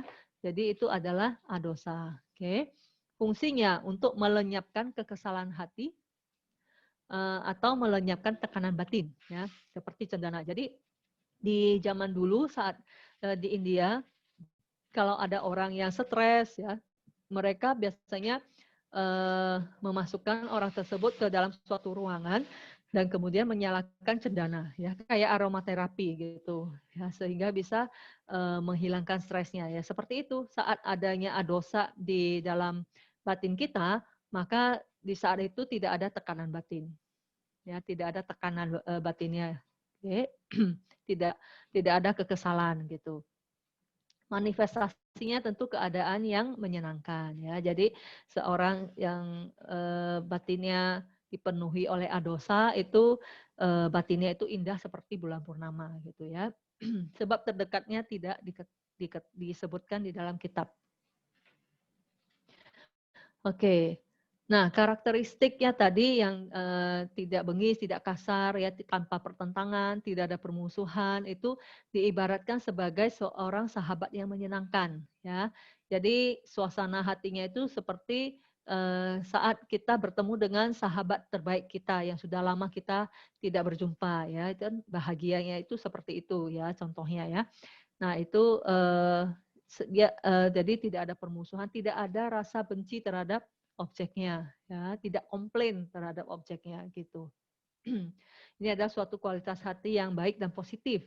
Nah, fungsinya tadi menyingkirkan tekanan, ya, tekanan batin atau demam oleh nafsu amarah. Manifestasinya indah seperti bulan purnama gitu ya. Nah, kalau tadi aloba adalah kondisi untuk berdana, maka adosa ini adalah kondisi untuk menjalankan sila, ya. Kalau tadi aloba adalah untuk seseorang yang memiliki aloba akan terhindar dari praktik ekstrim untuk menikmati kenikmatan panca indera, ya. Kalau yang ini terhindar dari praktik ekstrim untuk penyiksaan diri, ya. Karena dia bersahabat kan, sifatnya bersahabat, jadi dia juga bersahabat terhadap diri sendiri. Ya, yang namanya bersahabat tidak mungkin dia menyakiti orang lain, termasuk juga tidak menyakiti diri sendiri, gitu. Dengan adanya adosa ini, maka seseorang tetap tenang walau bertemu dengan orang yang tidak disukai, ya. Jadi saya rasa pun sudah tidak ada yang orang yang dia tidak sukai, ya, karena sudah tanpa pertentangan, tanpa permusuhan, ya, semua adalah sahabat gitu, ya. Jadi ini adalah sebenarnya kalau adosa ini kita latih secara maksimal, maka dia adalah meta, ya. Meta kan cinta kasih kepada semua makhluk tanpa kecuali. Oke. Nah, kalau misalnya masih ada kecualinya berarti itu masih disebut sebagai adosa ya, belum meta. Ya, kalau meta itu tanpa kecuali. Oke. Nah, orang yang adosanya kuat itu kan dia ini ya berarti ramah gitu ya, bersahabat itu biasanya disukai oleh banyak orang. Nah, dan yang penting adalah bikin awet muda ya. Jadi kalau marah-marah penuh dengan kebencian itu kan masih ingat nggak fungsinya apa? Membakar landasan jantung kan ya. Jadi kita juga jadi panas, tubuhnya membakar gitu. Nah, itu jadinya kulitnya pun cepat mateng gitu, cepat keriput ya. Kalau misalnya adosa kan enggak adem gitu ya, makanya jadi awet muda. Oke. Jadi kalau misalnya mau awet muda, kembangkanlah adosa ya, kembangkanlah meta gitu maksudnya. Tidak menderita di usia tua karena dia bisa menerima apa saja ya yang terjadi, tidak komplain gitu ya, aduh udah ada kerutan nih di sana di situ misalnya gitu ya, itu kan namanya komplain gitu. Nah ini kan tidak, karena dia bersahabat dengan apa apa saja ya, bukan hanya terhadap orang ya, tapi terhadap kondisi-kondisi yang muncul. Terhindar dari kelahiran di alam neraka, bisa menghasilkan kelahiran di alam Brahma. Nah, kenapa alam Brahma? Karena kalau misalnya kita melatihnya kan dengan maksimal kan jadi meta, dan meta itu kan bisa untuk kalau meta bawana itu kan bisa untuk pencapaian jana ya, sampai jana ketiga. Kalau misalnya seseorang bisa mempertahankan jananya di momen menjelang kematian ya pasti lahir di alam Brahma gitu. Mencegah perpecahan di antara masyarakat dan banyak teman ya, ini pasti ya. Oke, seseorang yang sudah bisa berwipasana melihat duka ya terhadap nama dan rupa gitu ya. Jadi karakteristik duka dari nama dan rupa, maka dia dosanya akan berkembang gitu ya. Oke, ya untuk terakhir untuk hari ini adalah tatra majat tata atau keseimbangan batin. Nah, karakteristiknya adalah membawa cita dan cetasika dengan seimbang, ya, mencegah kekurangan atau kelebihan atau memotong keberpihakan. Manifestasinya adalah netralitas, sebab terdekat juga tidak disebutkan. Oke, tatra majat tata secara definisi artinya di sana di tengah-tengah, ya. Ini sinonim untuk tatra majat tata ini adalah UPK yang ada di Brahma Wihara. Ya, kita tahu Brahma Wihara itu ada meta, karuna, mudita, dan UPK. Nah, UPK di Brahma Wihara itu sebenarnya adalah tatra majat tata, ya, bukan UPK Wedana, beda. Oke? Termasuk juga di faktor pencerahan, 7 faktor pencerahan atau sata bojangga itu juga ada UPK, ya, yang di terakhir, yang paling terakhir, ya. Nah, itu juga adalah tatra majat tata, ya. Tadi bahasa sorry. Mana nih? Keseimbangan batin, ya, keseimbangan batin. Jadi bukan UPK Wedana. Oke. Nah, tatra majat tata ini dia jadi begini. Dia adalah faktor mental yang menjaga supaya faktor-faktor mental yang lain yang muncul bersama dia ya, itu bisa fungsinya itu seimbang ya. Kalau misalnya pasa menyentuh pasa itu kan benturan fungsinya ya. Nah, melakukan adanya benturan antara objek dengan kesadaran gitu. Nah, maka melakukan fungsinya itu ya sesuai itu ya, cetana yang mengordinasi, maka melakukan fungsinya itu dan tidak berlebih ya. Jangan sampai nanti ada yang misalnya wedananya berlebihan ya, kemudian pasanya enggak lemah atau bagaimana ya. Jadi dia yang menjaga supaya semuanya bisa berfungsi dengan seimbang gitu ya, seperti kusir kereta yang mengawasi kuda-kudanya yang berlari. Oke, pada awalnya kan kalau seorang kusir dia membawa kereta kuda itu awalnya kan dia harus misalnya kuda kan bisa sekali jalan 2 atau 4 gitu misalnya ya. Nah, dia mengawasi supaya awalnya mungkin ada yang larinya lebih cepat, ada yang mau belok ke kanan atau belok ke kiri, kan dia harus ngatur ya. Ngatur sampai akhirnya kudanya itu bisa jalan seimbang gitu, tidak ada yang lebih cepat, tidak lebih lambat ya, sesuai dengan arah adalah contoh tata. Ya, dia kusit yang muncul bersama ya bisa melakukan fungsinya masing-masing, tidak ada yang kelebihan atau kekurangan. Oke, makanya disebut tidak berpihak, netral dan berdiri di tengah-tengah. Oke. Ya, jadi hari ini sharing saya sampai di sini. Semoga apa yang sudah kebajikan yang kita lakukan hari ini bisa menjadi pendukung kuat untuk pencapaian Magapala dan Nibbana. Sadu, sadu, sadu.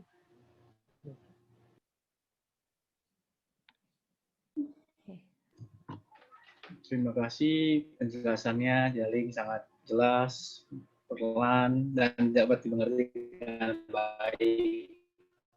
Tapi mungkin saja bagi teman-teman ada yang merasa kurang jelas atau ada hal yang ingin ditanyakan, silakan raise hand. Kita dapat berinteraksi langsung dengan Cimak Dalena. Semoga dapat terjawab pertanyaan. Bro Robi, saya boleh izin sebentar ke boleh silakan dulu, istirahat ya. dulu. Maaf ya. Silakan. Oke, sambil saya lanjutkan yang lain.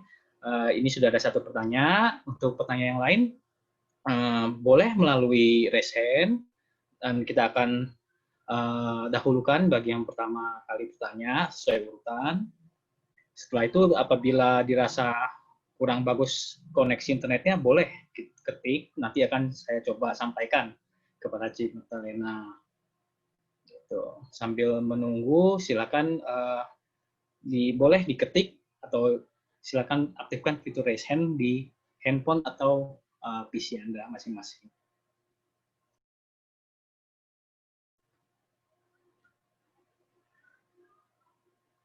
Nanti untuk dengan username iPad, nanti silakan bersiap-siap ya, karena sudah raise hand, saya akan persilakan ketika Cik Magdalena sudah join kembali. Sudah aktif ya videonya ya, sebentar ya ditunggu.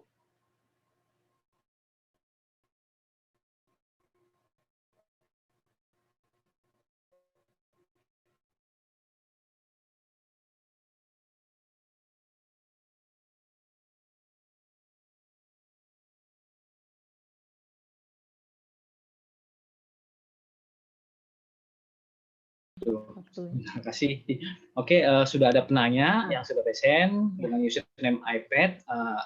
Silakan, brother, untuk membuka speakernya.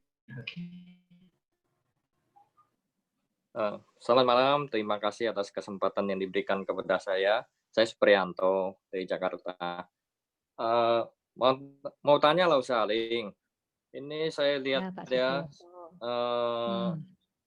ini Sobana faktor-faktor mental keindahan itu banyak yang terdapat.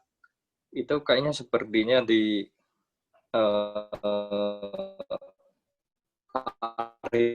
area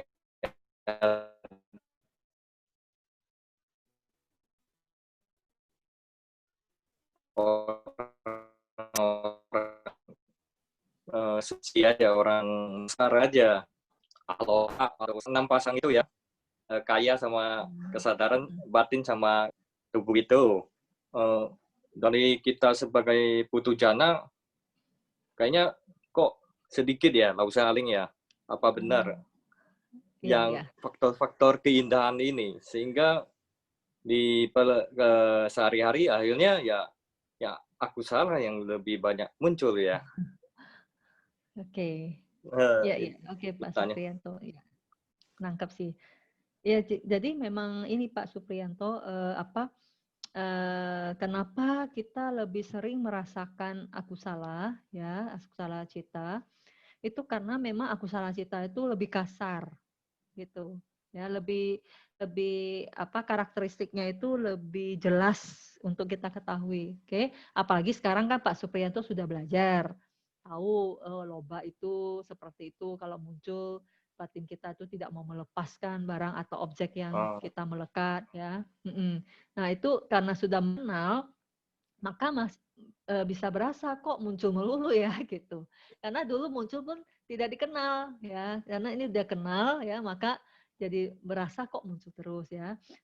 Terus tadi Pak Supriyanto bertanya, terus apakah faktor mental yang indah itu apa benar bisa muncul di batin kita yang masih putu jana? Ya tentu bisa Pak ya. Jadi saat di mana batin kita tidak ada akusala cita ya, itu yang muncul ya bisa aja akusala cita saat misalnya sekarang Pak Supriyanto mendengarkan dhamma, kan tidak ada kemarahan yang muncul kan, ya tidak ada maksudnya rasa melekat terhadap dia. Nah itu ya maha kusala, di situ batinnya Pak Supriyanto itu sedang indah tuh, sedang tentram, damai sebenarnya, ya kan? Nah tapi memang tapi kalau misalkan istilahnya ketentraman, kedamaian yang diperoleh saat dasi ya tentu berbeda.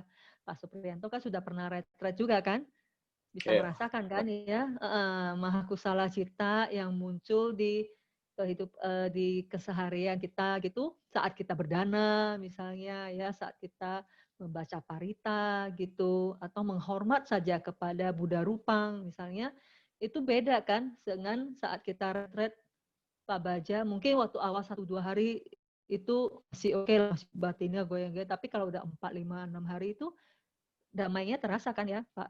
Nah itu ya berarti lebih sering muncul maha kusalanya dibanding dengan akusalanya gitu. Bisa, cuma memang yang seperti tadi yang saya contohkan Pak, yang kalau Bante suka mencontohkan sebagai equalizer itu loh.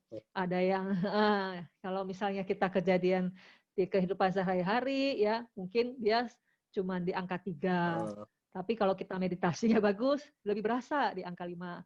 Ya, lebih bagus lagi di jana, wah itu udah 8-9 gitu. Ya kalau pencerahan ya mungkin sudah 10 atau lebih gitu. Ya, tentu kadarnya beda, tapi pasti muncul lah, Pak. Nggak mungkin lah perasaan batinnya aku salah terus, kasihan banget. Ya kayak timbul ya mungkin ya kadarnya beda-beda ya kalau saling kayak aloba sampai tanpa keserakan gimana ya orang suci baru bisa ada tanpa keserakan. Pas Pak Supriyanto berdana pasti ada aloba di situ. Tidak perlu bilang sampai berdana misalnya ke wihara atau apa. Saat cuma memberi makan ke kucingnya di jalanan aja. Misalnya lagi makan, kemudian ada kucing lewat, Bapak kasih makanan, itu aja udah ada aloba di situ. Aloba gitu, Pak. kecil. Pasti ada. Hah? Yang kecil. Ya, pasti ada alobanya. Lah, tergantung Pak. Saat itu misalnya Bapak sebenarnya juga masih lapar, ya, tapi karena kasihan sama kucing tersebut, si potong Pak. Ya, jadi ya memang kita nggak bisa ngukur sih kadarnya gitu, tapi dengan semakin mudah melepas berarti alobanya itu lebih bagus levelnya gitu. Gitu, Pak. Udah itu Lau Saling, terima kasih. Ya. Udah itu mau tanya nih Sati ini Sati ini apakah Sati dalam hanya untuk meditasi atau sehari-hari? Sati itu kan sehari-hari, apakah misalnya orang lagi belajar, apakah Satinya kuat? Dia ingatnya lebih banyak. Kalau bukan nggak ada hubungan dengan IQ dong gini ya? Apa itu intelektual gitu loh? Apakah apakah orang intelektualnya agak rendah, Satinya kurang, atau itu ada hubungannya nggak sih ya? Oke.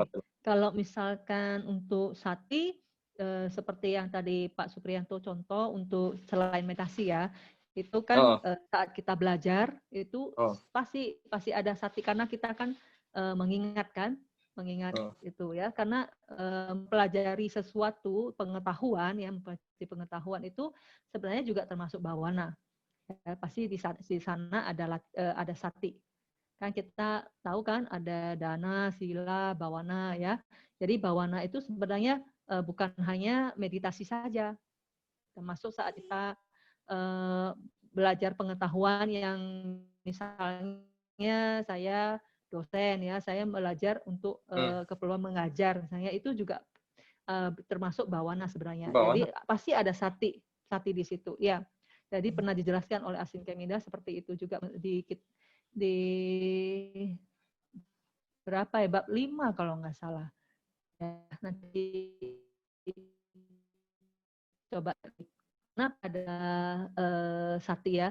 Nah, sati ini kan tadi sudah dijelaskan berhubungan dengan memori. Jadi memang para biku-biku yang satinya kuat itu memorinya kuat. Makanya mungkin jadinya bisa menghafal suta-suta yang panjang yang kita lihat aja udah udah ampun-ampun misalnya gitu ya. Ya itu memori mereka beliau-beliau tuh kuat sekali ya. Tapi apakah itu berhubungan dengan IQ saya kurang tahu, Pak.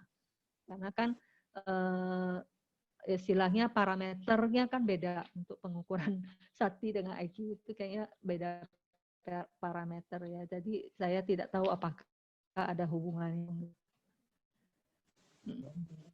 Cuman kalau di buku juga dijelaskan bahwa memang orang yang meditasinya bagus, satinya bagus, itu memorinya bagus. Tapi kita nggak boleh balik, kalau orang yang memorinya bagus, pasti meditasinya bagus, belum tentu.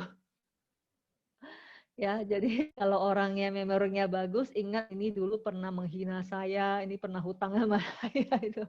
Terus aja ingat-ingat nggak melekat ya. Ini sama aja bohong gitu, Pak. Ya, seperti itu Pak Supriyan mau jawab. Terima kasih ya. Terima kasih. Satu-satu. Ya, satu, Pak. Semoga menjelaskan dengan baik dan dapat dimengerti. Oke, mungkin kita next ya, sharing ke pertanyaan Ya, selanjutnya. silakan. Ini ada pertanyaan dari Sisien Sukihotu Jeling. Bagaimana mengupayakan UPK berfungsi dengan baik? Ada loba di jawana, maka akan kesakitan saat kelahiran kembali. Apa itu jawana? Terima kasih. Oh ya, oke. Jadi ada dua ya pertanyaannya ya. Yang pertama itu untuk berlatih supaya matematikanya bagus gitu ya. Nah, sama aja sih, tetap aja ada level-levelnya ya. Jadi seperti yang tadi penjelasan aloba, adosa sama ya. Jadi kalau misalnya di kehidupan kita sehari-hari ya kita semua ini kan adalah istilahnya apa? Sobana sadarana ya. Jadi yang muncul di semua kesadaran yang indah. Jadi saat kita melakukan hal yang kusala, aloba, adosa, ya, hiri, otapa, sada, sati, dan termasuk tatara majat tata ini kan juga muncul. Misalkan kita mau ada kualitas mahakusala yang lebih bagus ya, kalau dalam keseharian misalnya kita berdana ya, mahakusala kita kan kualitasnya mungkin tadi yang level 3 ya. Tapi kalau misalnya kita mahakusalanya itu mau yang levelnya tinggi ya, terutama tatra majat tata, itu berarti kita upayakan kesadarannya itu yang munculnya ini bukan mahakusala lagi, tapi kesadaran jana ya, terutama jana keempat. Oke, jadi saat seseorang mencapai jana keempat secara sutanta atau jana kelima secara abhidhamma, di situ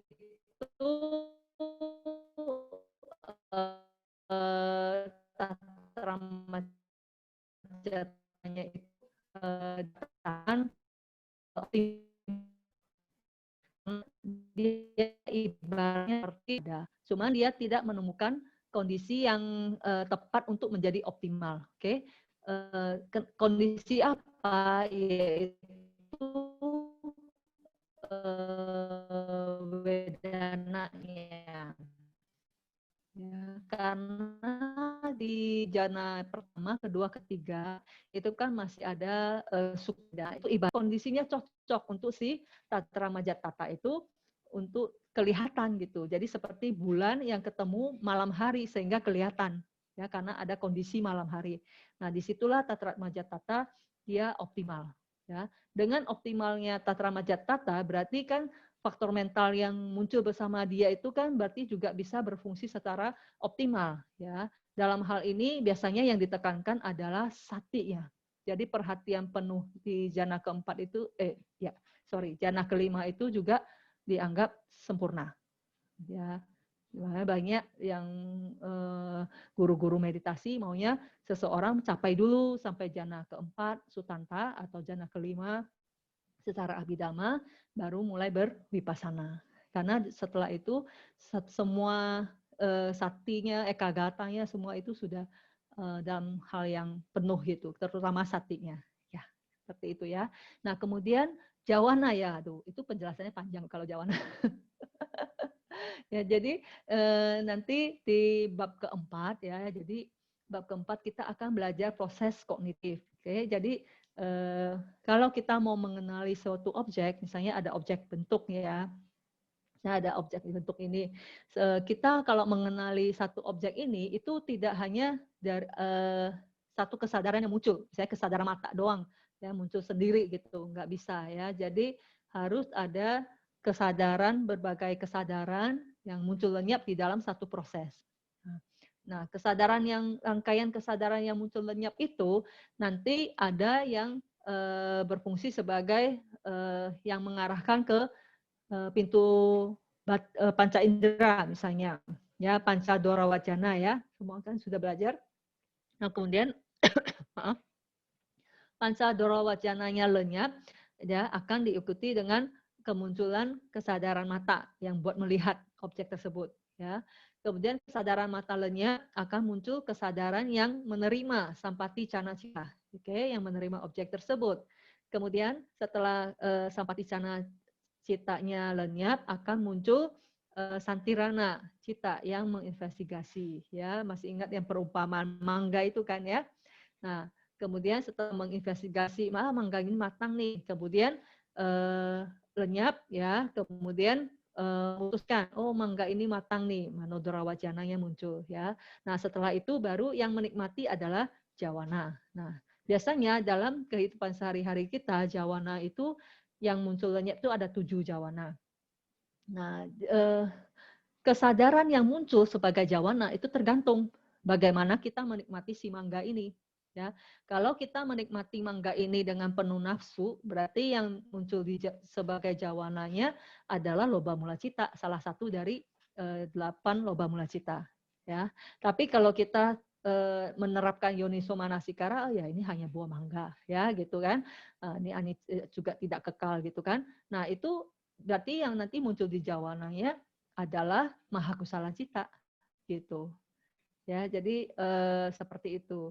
Nah, itu sebenarnya jawana itu adalah salah satu fungsi dari kesadaran ya. Jadi nanti di bab 3 kita akan belajar bahwa kesadaran itu bisa melakukan 14 fungsi. Salah satu fungsinya adalah sebagai jawana.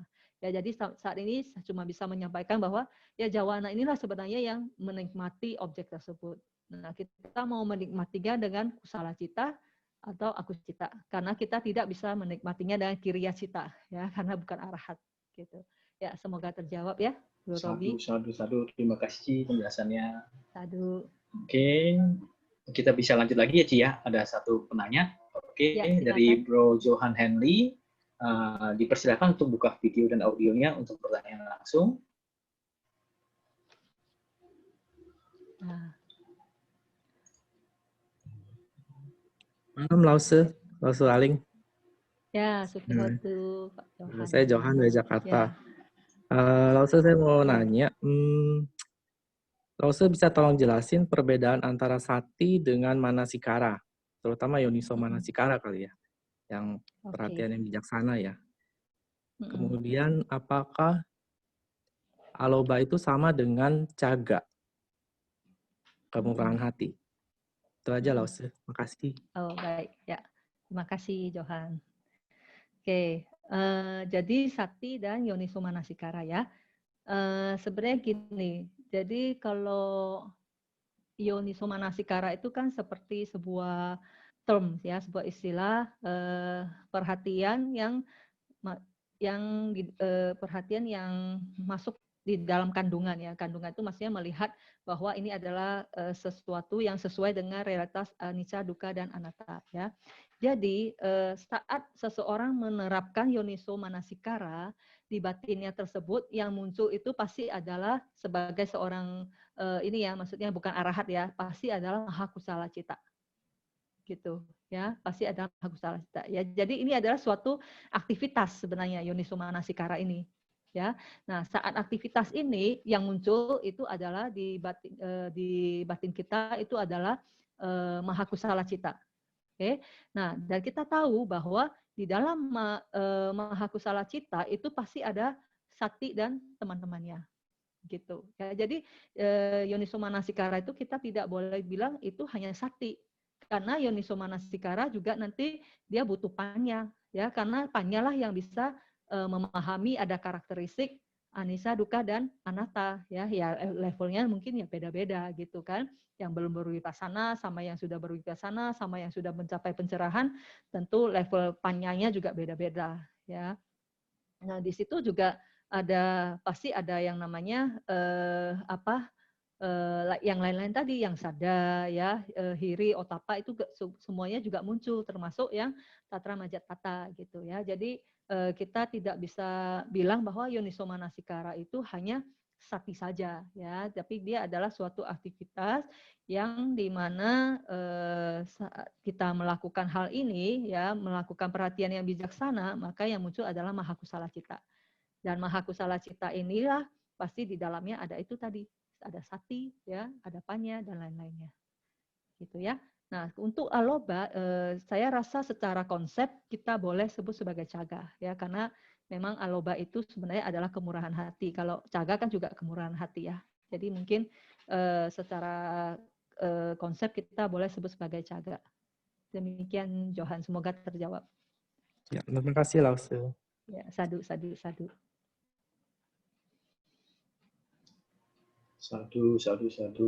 Penjelasannya di. Oke, masih ada waktu ya, Ci ya? Atau ya, boleh. Masih boleh ada satu pertanyaan dari Silakan. brother username Rapon Rianto. Dia bertanya, bagaimana membedakan sati yang mengamati dengan loba yang menggenggam? Apakah benar membedakannya dengan adalah cetana atau niat yang menyertainya? Itu saja. Oke, jadi beda sati dengan loba ya, maksudnya ya. Oke, gini Pak, mungkin Bapak kali ya, Pak Rapon Rianto. Jadi beda sekali ya Pak ya, karena sati ini adalah suatu kualitas batin yang baik ya. Jadi dia hanya mengamati secara detail ya suatu fenomena gitu ya. Tapi tidak dengan melekati gitu ya. Jadi hanya mengamati, benar-benar fungsinya itu ya tadi kan tenggelam kan ya. Jadi bisa mengamati karena tenggelam, jadi bisa mengamati objeknya dengan baik ya. Tapi bukan berarti tidak mau melepaskan objeknya karena ada nafsu di situ ya. Kalau misalnya loba itu kan ada nafsu ya, ada nafsu untuk tidak mau melepas atau mencengkeram objek tersebut ya, karena yaitu disertai oleh nafsu. Jadi beda sekali ya. Yang satu adalah faktor mental yang indah, yang sati itu ya, karena dia hanya berhadapan dengan objek, kemudian dia bisa mengamatinya secara detail ya. Sedangkan kalau loba kan dia bukan mengamati objeknya, tapi dia menggenggam objeknya ya, menggenggam dan tidak mau melepas gitu ya, seperti itu. Nah, kemudian apakah benar membedakannya adalah cetana? Ya bukan, Pak. Jadi kalau misalnya kita kan membicarakan tentang realitas hakiki ya. Cetana sendiri juga adalah cetasika ya, salah satu cetasika. Jadi cetana ini adalah faktor mental yang universal. Jadi setiap kemunculan cita itu pasti ada cetana. Jadi kalau misalnya cetananya muncul dengan loba ya berarti di sana juga ada dia mengkoordinasi aja, tergantung dia lobanya itu. Kalau loba mula cita berarti aku salah cita ya. Nah berarti dia di situ dia mengakumulasi kama yang tidak baik gitu ya, karena cetana itu adalah kama ya kan. Tapi kalau misalnya cetananya ini muncul bersama dengan sati kan berarti dia jadi baik tuh ya, muncul di kesadaran yang indah ya. Misalnya dia muncul di mahakusala, nah berarti si cetananya ini ya akan mengakumulasi kama yang baik gitu. Seperti itu ya Pak ya. Semoga terjawab. Sadu. Sadu. Terima kasih Jaling untuk penjabarannya. Oke, saat ini masih belum ada sih pertanyaan yang lainnya. Mau kita tunggu sebentar lagi, Jaling? Terserah. Boleh. Mungkin kita akan tunggu sebentar lagi. Apabila ada pertanyaan, silakan ditanyakan. Bila tidak ada, mungkin akan kita akhiri. Oke, itu langsung ada penanya dari username app kembali. Sekian lagi. Mungkin ada yang perlu diperjelas. Silakan. Sekian lagi. Ya, Lau Saling. Mau tanya dikit lagi ini tentang Ya, silakan Pak. Wicikicca ya. Wicikicca itu kan keraguan. Saya baca bukunya, keraguan di sini adalah keraguan terhadap Buddha, Sangha, hukum karma, dan lain-lain. Apakah dalam keseharian harian itu keraguan itu dimasukin nggak ke, misalnya kita ragu ini ambil keputusan ini apakah mau dilakukan atau enggak, itu termasuk dalam Wicikicca nggak? Atau Wicikicca hanya untuk keraguan terhadap Buddha, Sangha, Dharma, dan lain-lain itu? Terima kasih. Ya, sadu. Sebenarnya di buku manual kesadaran yang pertama Ya, kalau nggak ya salah itu. ya ada Pak. Jadi kalau misalnya di buku Biku Bodhi itu ya bukunya Biku Bodhi itu dijelaskan bahwa keraguan itu tidak hanya terhadap yang 8 ini ya, tapi juga termasuk keraguan terhadap objek bentuk, objek objek suara ya, jadi objek-objek yang dari panca indera gitu itu juga termasuk ya. Jadi maksudnya kalau dalam kejadian sehari-hari ya kita ada keraguan terhadap barang tertentu atau materi tertentu gitu, itu juga sebenarnya wicikicca ya. Cuma memang wicikicca yang seperti ini itu tidak istilahnya tidak sampai bisa membuat kita terlahir di apaya lah gitu. Tapi kalau misalnya keraguan yang 8 tadi, yang keraguan terhadap Buddha, Dhamma, Sangha, latihan, ya, agregat masa lalu, masa depan, hukum karma, yang paticca samuppada gitu. Nah itu justru adalah keraguan yang bisa menyebabkan seseorang terlahir di apaya, ya. Karena kalau kita sudah ragu terhadap Buddha, ragu terhadap Dhamma, kita kan nggak mau berbuat baik, kita tidak akan percaya kan dengan ajaran Buddha, ya kita tidak akan mau berlatih gitu. Jangan-jangan nanti malah memunculkan pandangan salah dan sebagainya gitu. Ya itu akhirnya berbuat kejahatan terus ya, kemungkinan keapayanya jadi lebih, chance-nya lebih tinggi Pak. Gitu ya. Oke, sadu. Sadu.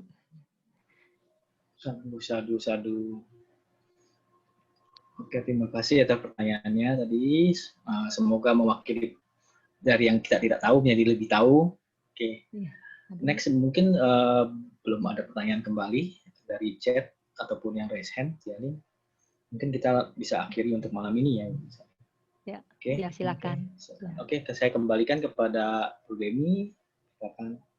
Terima kasih Jali dan terima kasih Robi atas. Sama. Marilah kita tutup dengan pelimpahan jasa.